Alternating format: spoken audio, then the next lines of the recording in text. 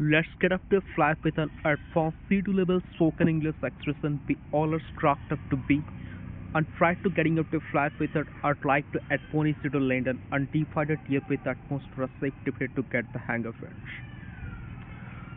So here we have an advanced spoken English expression we all are struck up to be, which means something is as good, impressive or enjoyable as people claim it is.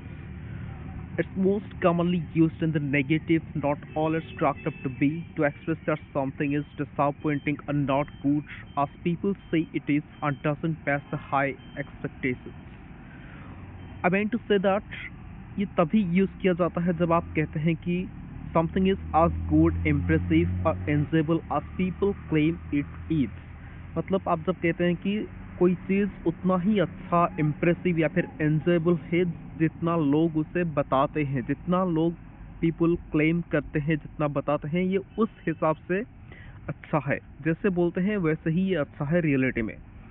लेकिन it is most commonly used in the negative. ये हमेशा negative में use होता है. मतलब not all it is craft up to B.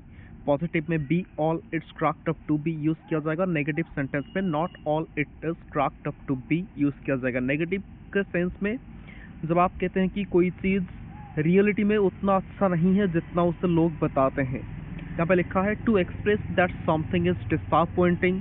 जब कोई चीज़ pleaser नहीं होता है, आपको उतना अच्छा नहीं लगता है. नॉट गुड आज पीपल से इट इज. जितना लोग उसे बढ़ा चढ़ा के बोलते हैं कि ये उतना अच्छा नहीं है रियलिटी में. And doesn't match high expectation. और वो हाई एक्सपेक्टेशन को मीट नहीं कर पाता है. जब ऐसे सिचुएशन होता है, आप जब लोगों से सुनते हैं कि ये चीज़ बहुत अच्छा है, लोग उसे बढ़ा चढ़ा के बोलते हैं और वो रियलिटी में उतना अच्छा नहीं होता है. मान लीजिए जैसे आप कोई शॉपिंग मॉल में गए हैं, कोई सेल्स में, और आपको एक बहुत अच्छा ड्रेस दिखाता है या फिर कोई प्रोडक्ट दिखा रहा है और वो आपको सेल करने के लिए बहुत बढ़ा चढ़ा के उस चीज़ को बोल रहे हैं. दुकानदार उसने आपको बहुत बढ़ा चढ़ा के बोल रहे हैं कि ये चीज़ ऐसा है वैसा है, ये चीज़ का ड्यूरेबिलिटी ज़्यादा है, ये चीज़ कभी ख़राब नहीं होगा.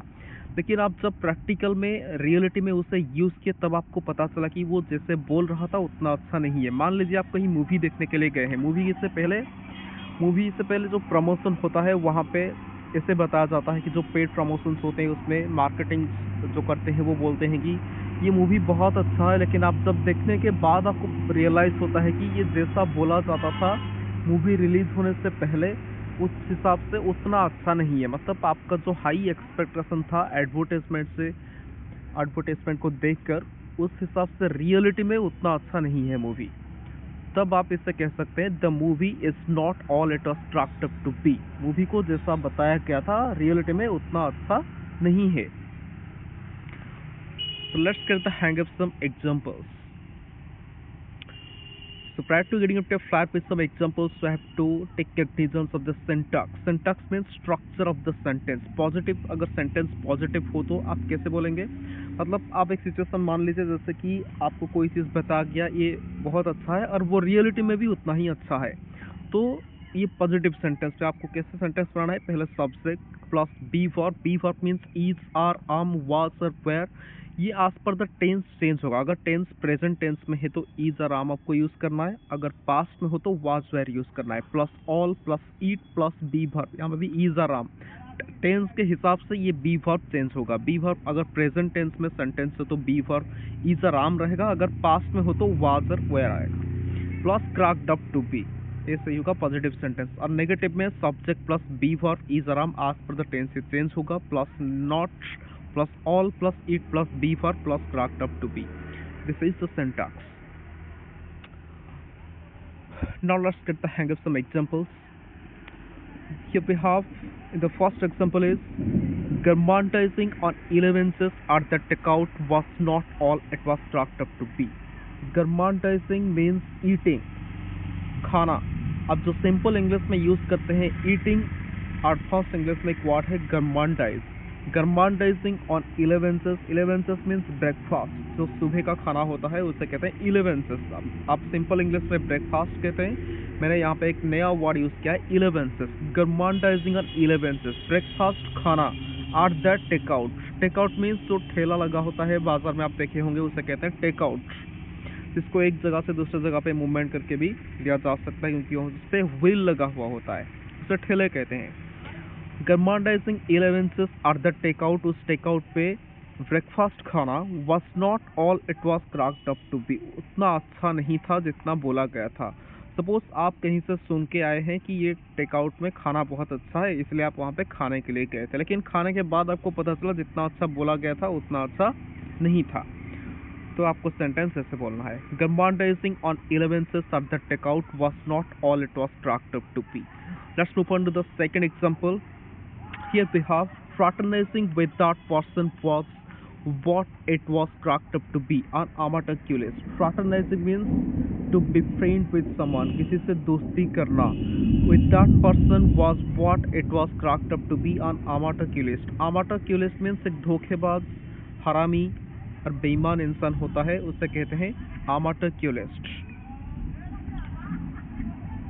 Fraternizing with that person was what it was cracked up to be, मतलब उस इंसान से दोस्ती करना वैसा ही था जैसा बोला गया था, कि उसे सब धोखेबाज कहते थे और वो रियलिटी में ही धोखेबाज ही निकला। तो इसे आप ऐसे ही ट्रांसलेट करेंगे, fraternizing with that person was what it was craft up to be. यहाँ पर मैंने ऑल यूज नहीं करके व्हाट यूज किया है, तो आप व्हाट भी यूज कर सकते हैं। Fraternizing with that person was what it was craft up to be on amateurist, मतलब वो उसे सब धोखेबाजी कहते थे और आप रियलिटी में उसके साथ दोस्ती करने के बाद भी आपको यही महसूस हुआ, आप ये भी एक्सपीरियंस किए कि वो एक धोखेबाज था, on amateurist. Let's move on to the third one. The new movie is not all it's craft up to be. New movie, ये जो नया मूवी रिलीज हुआ है वो उतना अच्छा नहीं है जितना बोला गया था एडवर्टाइजमेंट में। मतलब जब मूवी रिलीज होने से पहले उसका प्रमोशन होता है, वहाँ पे बोला जाता है कि मूवी बहुत अच्छा है, कि उनका टिकट बिक जाए, लेकिन रियलिटी में देखने के बाद आपको एक्सपीरियंस हुआ कि रियलाइज हुआ कि ये मूवी उतना अच्छा रियलिटी में उतना अच्छा नहीं है जितना एडवर्टाइजमेंट में प्रमोशन में बोला गया था, मार्केटिंग में जैसा बोला गया था, ये मूवी उतना अच्छा नहीं है, रियलिटी में उतना अच्छा नहीं है। The movie is not all it was it's craft up to be. Let's move on to the next one. Is that new phone all it's craft up to be. क्या ये नया फोन उतना अच्छा है जितना बोला गया है? क्या ये नया फोन रियलिटी में उतना अच्छा है जितना बोला जाता है? Is that new phone all it is craft up to be? Let's move to the next one. It was not all it was craft up to be. ये उतना अच्छा नहीं है जितना बोला गया था। It was not all it was craft up to be. That's all for today. After getting you to get the hang of this art for spoken English expression, be all it's cracked up to be to grasp it yourself. I feel a sort of fortunate having taken cognizance of it, or having indoctrinated it, having kept you abreast of such an advanced spoken English expression.